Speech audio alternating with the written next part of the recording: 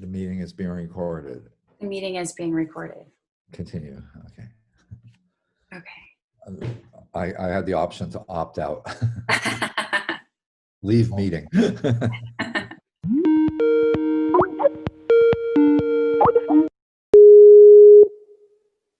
Hi, Mark. How's it going? Well, as well as can be expected. I'm in my house in Long Beach, and you're in your house in Long Beach, and I think we're about 2 miles apart. You're in your studio, I could see, and I'm in my living room because my studio doesn't have Wi-Fi. Okay? And we're gonna chat about things. I know you've done many different things. I mean, you were a drummer and all this other. But when did you start working with photography? Sure. I started working with photography when I lived in New York. I went there to go to theater school, to go to the Lee Strasberg Theater Institute to be a method actor. And I got a camera while I was living there, and I, met somebody, and they came over to my apartment and tried to show me how to use the camera. And I didn't understand anything they said, but I took some pictures while I was living there, just as a way to kind of, be out and not like street photography, just kind of walking around and making pictures. But then I came back to Oregon. I'm from Portland, and I didn't stay in New York for very long. I was there for like 2.5 years. And when I came back to Portland, Oregon in the 90s, I was able to do community theater, but I was really lonely. And I also was really kind of limited in my agency, just the transition of being in New York City and then moving back to Oregon. I also moved into my parents' house. I moved into a barn in their backyard, and my dad helped me set up a dark room in the barn. Oh, nice. And there wasn't any running water, so I would go to the garden hose, bring water up into the barn with buckets. It just had, black plastic walls, kind of framed out with black plastic. I started hanging out in nightclubs and hanging out in bars and making pictures of bands as a way to just like have a reason to be somewhere without knowing anybody.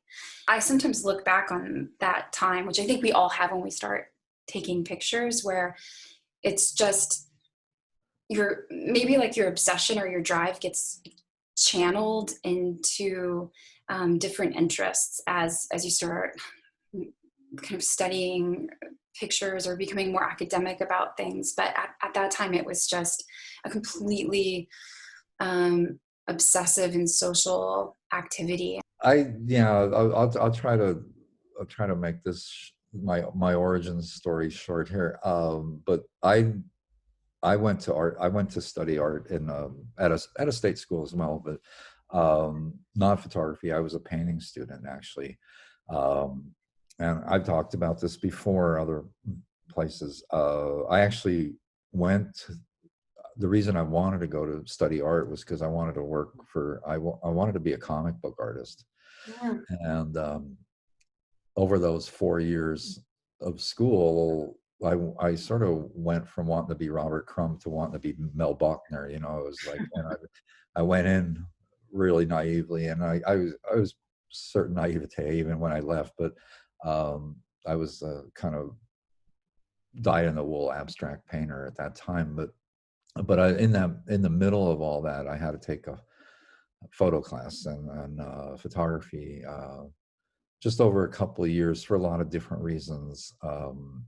It just sort of eclipsed all my other art interests in terms of making. I mean, I'd want to be an artist my whole life, but I didn't grow up in a family that was involved in art in any way, and so I had no idea really what that meant. And but after I got out of school, the photography just sort of took over, so I did a lot of self-educating. I had an older friend who was teaching and had gone to graduate school in Rochester years earlier, and so I basically borrowed his entire library and read the whole thing. And I was working in I got a job in a what was then called a custom lab, where I would doing mostly black and white printing, but also, some other color material stuff and that, and which allowed me access to equipment and facilities and outside of school. So after a couple of years of that, I decided my idea of graduate school was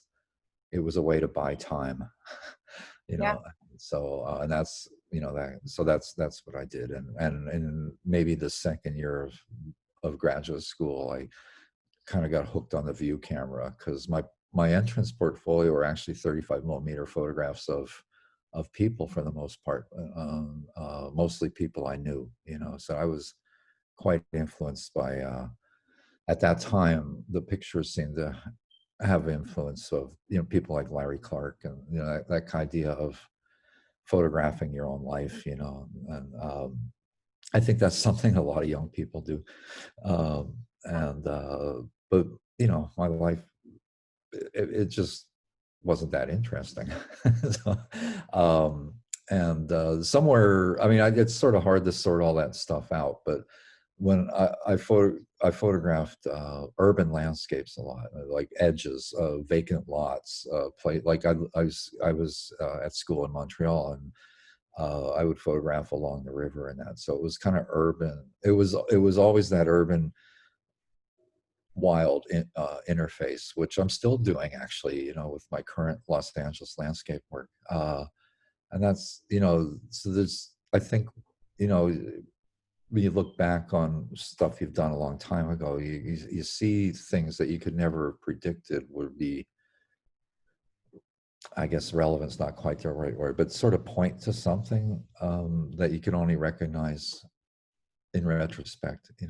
I was talking to somebody yesterday, and they were asked about my work, and they asked me about, like, for example, the Morocco project, and I was going on and on about the fake Egyptian ruins in the Moroccan desert that were used for films, and then I've thought of this before, but I brought up that in the 80s I had photographed Egyptian revival architecture in North America. So that's like 25 years later, I'm still photographing fake Egyptian ruins.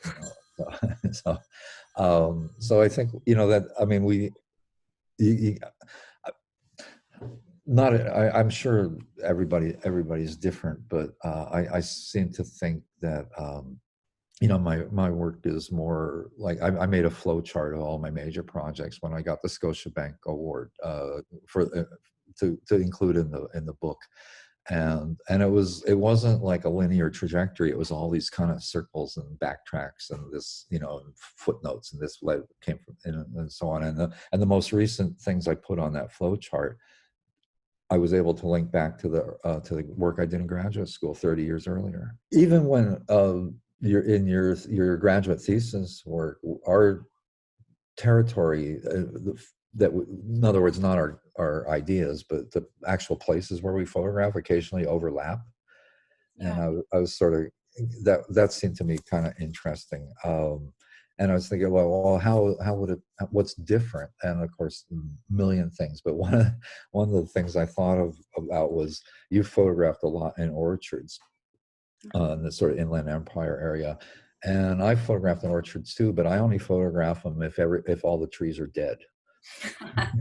So I have this little project called Dead Oranges and Dead Lemons, and I thought that might illuminate the kind of conceptual difference between the two projects. Yeah, orchards, and also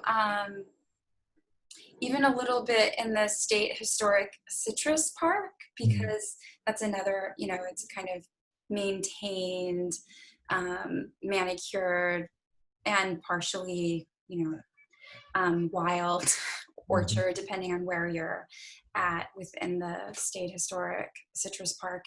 Um, yeah, I mean, I think, obviously moving from the Pacific Northwest to Southern California uh, dramatically altered my sense of being in the world and what I wanted to look at. And I mean, even remember that's something I struggled with in graduate school.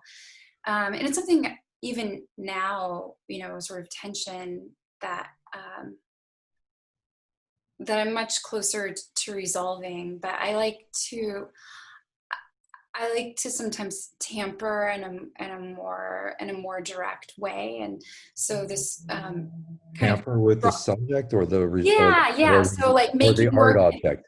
Yeah, no, with the like we're making something in the studio versus going out into the world. And I kind of remember, that, it being, you know, uh, challenging to just decide to go out in the world to make pictures. And then with, the further distance you get from graduate school, you realize how there are these, kind of movements that move through. I think really just grad school curriculum where, there's a certain kind of pressure to make work in the world, or make work in the studio, or make work that's digital, or make work that's analog.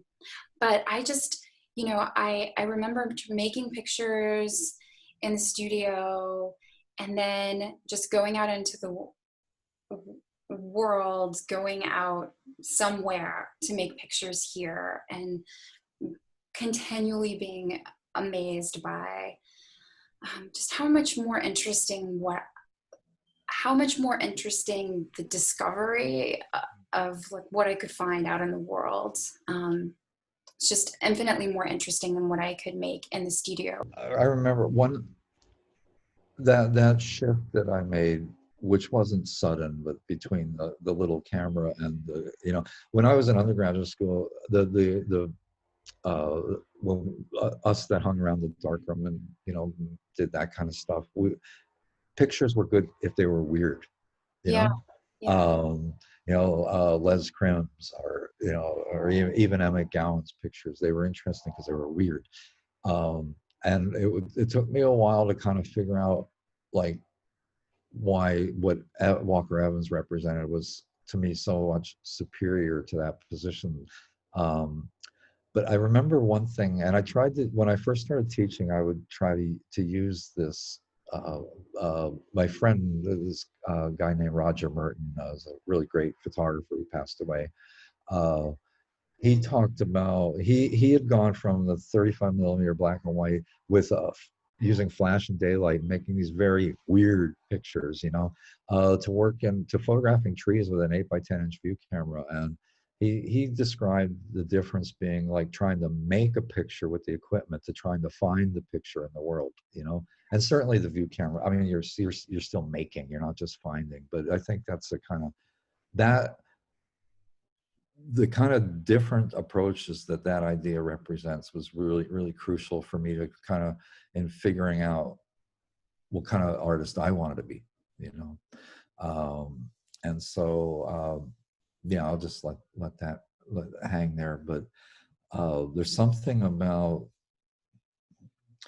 engaging with the world, and so many people, so many artists and writers that I respect have commented on this idea of the world being so much richer and bigger than any one of us, that it's like and it's not to deny that there's a level of subjectivity in everybody's work, but uh, I think, and that maybe that's even that whole idea of the studio versus the field was probably one of the reasons photography became more interesting to me as a path than painting. I didn't really want to be in a studio, I've sort of I find that I might have stopped doing this, but for many years I would tell people specifically that I was a landscape photographer.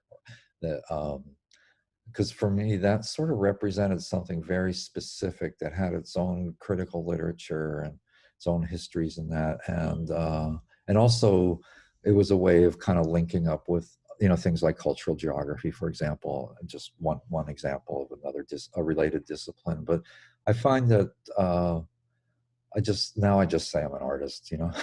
It's just I don't want to give them too many clues. But do you? I mean, I think I still consider myself like my big subject overarching subject is landscape in a really broad sense. I think even when I'm photographing apartment buildings in Los Angeles, I'm thinking of it as landscape. And so I wanted to ask you if you had thoughts on that question, do you consider yourself a landscape photographer? And it sounds like what you said earlier, you weren't before you came here. So there's, you Yeah, know, I really wasn't. And I think coming here changed my whole kind of way of thinking about art making. And I struggle with that term landscape photographer because I think it also has a really sort of sometimes like colonizing history, or this yeah, trying to own a place through pictures, or trying to, and I love the way in which like works that you've made like Westward go and critique those very projects, such as like the geological and geographical landscape surveys. But I mean, something I've I'm decidedly not is someone who makes pictures of people, physical people. I might be making pictures of a place that will refer to a particular history, but I'm not interested in photographing people at all. And I think when I did, it was just part of that, you know, being young, the kind of yeah, images you make when you're young. And I'm also interested in, you know, the sort of subjectivity that a photographer brings to the field of landscape, whether it's a male photographer, whether it's a female photographer, um, whether it's a white photographer, whether it's a black photographer, whether it's a Latinx photographer, right? There's a different, perhaps different kind of approach or subjectivity, and I can only speak to my own subjectivity, and I feel like sometimes I'm trying to I'm very carefully kind of holding the weight of all of the pictures that have already been made, which we all are. I'm kind of like hauling them around with me and thinking about them, and sometimes I'm responding to them, and sometimes I'm not. I feel really lucky when I can just get lost in my own work and I'm not thinking about the other pictures that have been made in Los Angeles or in the desert, or at the edge of the ocean.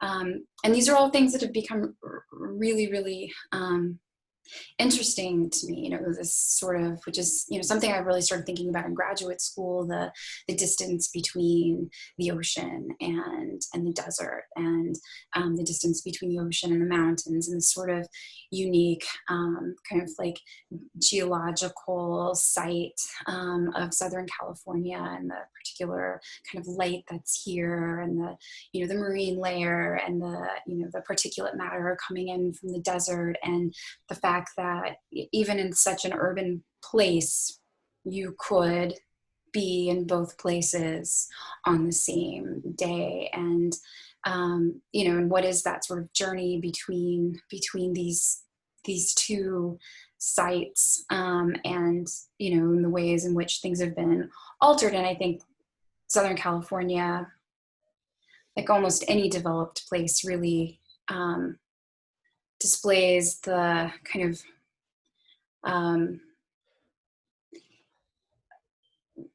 the effects of late stage capitalism at its very best, and or worse. or worst. And even thinking about like the Palms apartment pictures that you've made, and the Capri apartment pictures that you've made, and that kind of post-war housing and culture in Los Angeles seems almost like you've created this document that is becoming more documentary in the style of documentary or document like every day. And that, I don't know, it seems like the city's always being torn down and rebuilt. Yeah, those pictures, I mean, again, the kind of circular connections in my work, they come directly out of other groups of pictures I made following the Edward Shea's photo books and that. So it's sort of a surprise to me that almost all the buildings that he photographed in the mid '60s do in fact still stand. So they've survived earthquakes and so on. But then the other aspect of that work is my interest in place names, which is a big part of my landscape work. And I found, a couple people that, asked me what I was doing when I was out there photographing some of these buildings. They didn't know the building they lived in had a name. For them, it was, so I mean, it's like, in fact, one of them said, "Oh, they're from their balcony. What's the name of this building?" When I explained that, so it's very, very strange. We can come back to this idea of landscape and that you've mentioned my Palms and Capri apartments, which were in the most recent exhibition at Gallery Louis Sadi, but alongside some of your recent work. And their photographs of, I believe all three are large prints or close-ups of netting and stuff that you photographed in the harbor. And that, would you call those landscape photographs, or are they part of a landscape project? Or Yeah, I mean, those are definitely, they're they're part of a larger project, and um, they're landscape photographs. They're also photographs. okay. um, I think now when I started making the work in the Los Angeles harbor in the ports, um, I started with the nets. Most of them are purse seine nets, big, so, kind of these large nets that have these winches and cranes and all of this other kind of machinery. The nets were the thing that got me interested in thinking about this place, because they, sometimes they're there and sometimes they're not. They're in the ocean, Right. they're on the dock. They are continually being reconfigured, rewrapped, tarped, untarped, pulled out to, dry in the sun, wound back up. Some of them disappear and never see them again. So I was really interested in those kind of like monuments of a kind of technology or industry that, for me was really startling when I saw them, because all I could kind of think about was, bycatch and overfishing and this sort of remnants of what formerly was a very thriving and industrialized fishing harbor, until, really starting in the 70s with globalization, most of the large commercial fishing left the Los Angeles area. But at one point, I think it was something like 80% of the tuna that was being canned and sold in the United States was produced or, caught, brought in, canned, packaged. All of that happened here. But as I have continued to make pictures in this place over the past few years, I'm really trying to deal with the space around the nets and around the tarps. And it's complicated because it's visually complicated for me. And I feel like I'm not done with that work, but there's not a lot of open space left. It's this place that's being kind of cornered. The problem with the nets is that I think it's potentially problematic, is that they can be very, very beautiful, but Well, they are. I'm also Photographs are. I'm also okay with that. But Um, in terms of like, how do you, what do you do with that sort of seduction when you look at a picture? Like, does it get you to any of the kind of politics of that site? Well, I think it's a tall order to ask a lowly photograph to carry a kind of, you Yeah. know, to stand in for a very complex political social history. I mean, that's just, you know, I don't Yeah. think they do that very well, you know, Yeah. and I don't think there's much evidence that they ever have. Of course. They participate in dialogues, but they don't, they don't carry the whole ball, you know. Yeah. But you work really hard to make those photographs, or the prints rather, beautiful aesthetic objects. That's not, you're not just providing evidence. You know, No. you're making this artwork. So, and I don't. I think that's terrific. But I think it's sort of hard for and I think I've probably had the same questions over time. It's hard to reconcile that with other aspects of why you're interested in things, um, and yeah, I'll just let that dangle off. Okay. Yeah. Yeah. um, but what it was kind of interesting about the exhibition that we're referring to is, there was, I'm not going to try to remember how many artists there were in that show, but the kind of range of work, which far from exhausted the visual possibilities of the city. I think that in itself is kind of interesting. Uh, I mean, your pictures of the Nets fit right in, but looked like nobody else's work in that show. Just one example, because I'm talking to you. Peter Holzhauer is the same. You know, Yeah. uh, Christina's. I mean, I think John. I would.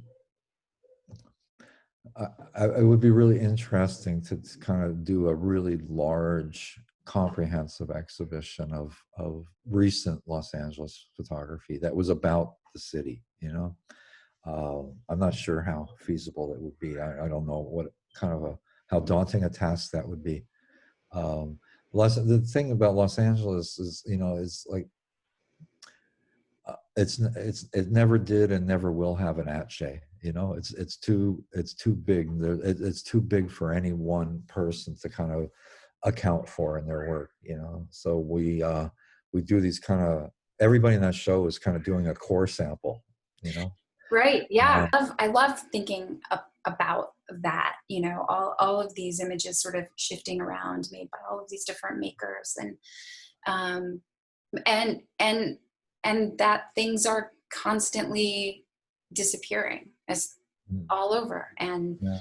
um, or you lose access to a particular place, or it becomes, Well, it's not right to be there anymore. Right. yeah.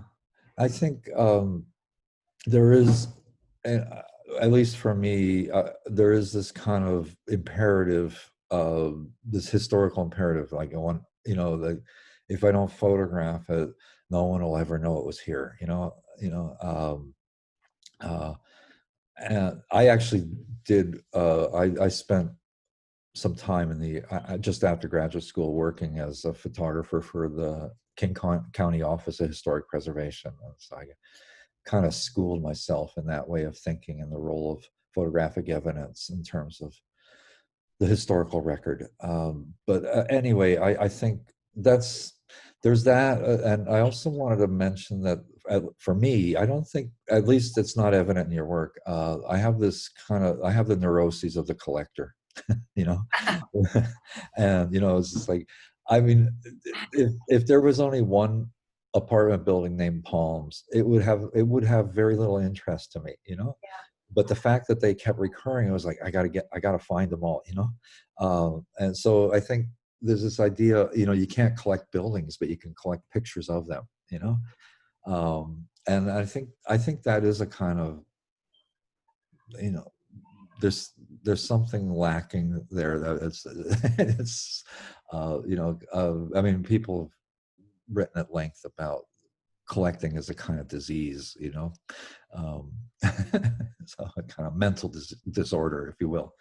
Uh, and I keep thinking of other things about that, but this idea of wanting to, and that's a kind of common criticism, the activity of photography as well, is like wanting to, because it gives you the illusion of owning, you Yeah. know. Yeah. Um, that's out of Sontag, I imagine. I don't always remember where these thoughts come from, but um, yeah, I'm a collector, and I think, and this idea of because we're talking about Los Angeles too, I keep thinking about that Steve Martin movie where he's driving around with a visitor and he says, "Imagine some of these buildings are more than 20 years old." And it's somebody from Europe, so that's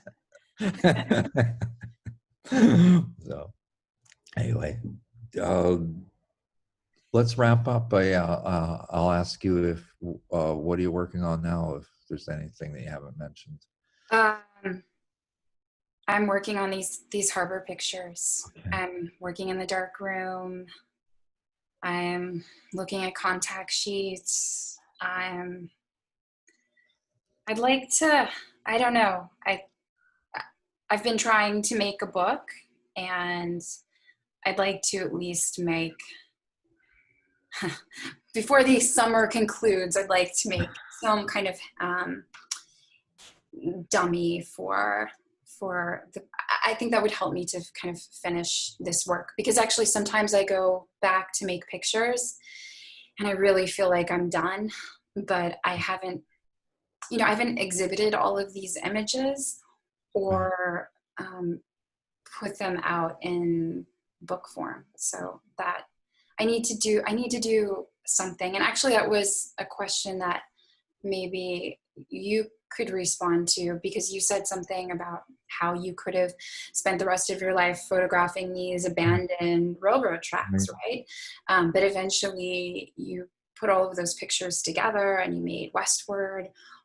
At a certain point, do you just say enough is enough with this Mhm. idea? Because as you're making that work, your other things are coming up, other Right. places to go, something you notice, something you see, Yeah. and it's time to kind of give yourself permission to kind of move into something else. Mm-hmm. Well, yeah, I think for me anyway, it's kind of hard to let go of things. Yeah. Um, the book certainly helped, but I confess to have made of some railroad photographs after the publication of the book. Um, uh, the for maybe 10 years or so, I photographed these abandoned houses in various desert communities and locations and that. And when I published that, then it was a way of sort of stopping. But I've done a few since. There's always this kind of linger, and I think part of the problem is I really really enjoy making those pictures, like actually being out there. And when I stopped the railroad stuff, I really missed Mm, like walking those kinds of places, or yeah. driving through this frightening tunnel or something. um so so so there's that, and I know that enjoyment has absolutely nothing to do with its value or lack of as art. It's just that's I'm the only one who has that enjoyment, when I'm making the pictures. But you know I think, I mean, if I didn't have to sleep, I might still be doing some of that stuff, but one has to say, well, I only have so much energy, so much time in that, and there's other things that are interesting. The phrase you used a minute ago about giving yourself permission, I found that, this sort of my current epic, the Los Angeles landscapes, these landscapes of four ecologies, I'm calling it. When I started that work, I went out with the 4x5 inch view camera, like I pretty much always do. But I quickly moved, not exclusively, but mostly to a handheld medium format camera. And in a way, I mean, I didn't sort of deliberately set out to to do it that way or to think about it in that manner, but looking at the work, that was a kind of, I gave myself permission to make different kinds of pictures, to get into different kinds of places, to maybe take more chances, because, it's relatively easier, faster, and cheaper to make pictures with that camera. So I made more pictures, but also more different. I'm not claiming to, making pictures nobody's ever seen before, but they're pictures I've never made before. And Yeah. and I think uh, they're making this current project a lot richer for me. In terms of what I've been doing now, which is what I asked you, I haven't photographed since the stay-at-home order came down. I'm sort of itching to do that, but and when I've been working a lot in the darkroom and studio as well, dividing my energy between this, catching up on new photographs for the Los Angeles project, but also working on older material towards my archive. So, Yeah. and if I don't have a deadline or any pressure in that, my tendency in the darkroom is to do something old, do something new, do one of this, one of that. It keeps it from seeming like a job, you know. um, I mean, I could spend the next 10 years in the darkroom without making another negative, but the best thing in the world about being a photographer, as you know, is to be out in the world with the camera. You know, Yeah. I found it's the absolute only time I have no background noise in my head.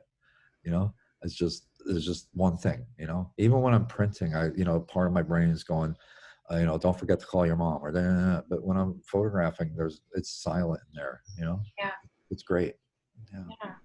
Okay. That's a good final thought from me. How about you? Um, I the past few days I've been catching up on some contact sheets and work prints, and I was just going to mention, like, one thing that we've talked about before is that I'm very fussy and very slow, and I try to get the Yes. perfect work print. Yeah. Yeah. So I'm trying to take some of your advice, and just, it's been Go very for it. liberating to just power through these prints, because it's true. Like, I feel like I could spend the rest of my life in the darkroom without making another negative, and if I don't figure out how to speed this, I'm I'm in big Right. trouble. I won't have a 40-year archive to deal with. I'll be dealing with a Yeah. 6-year archive in 40 years or something. Yeah. Yeah, well, I've been harassing you for years about how slow you are because you're too fussy. So I'm still waiting for the portrait you made of me 2 years ago. It's just an 8 by 10 print. Come It's on. in the queue. All right. Okay. Okay. Well, it's been fun talking, Okay. and well, we'll I'll catch see up. see you soon. Okie doke. Bye.